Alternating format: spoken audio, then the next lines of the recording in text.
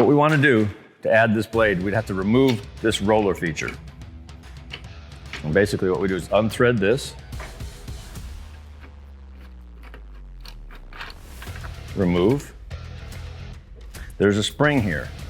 We just remove the spring, set that off to the side, and then this feature will just pop off.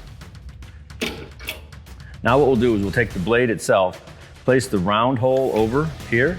This will rotate, and this is where this adapter comes into place. You have these two little posts here that will fit in to these two square pegs here. Push this in, we'll reinstall the threaded bolt. Now this time we're going to tighten it all the way up so that it's firm, so this won't move. Now we can grab our tape and we can cut it with a serrated edge.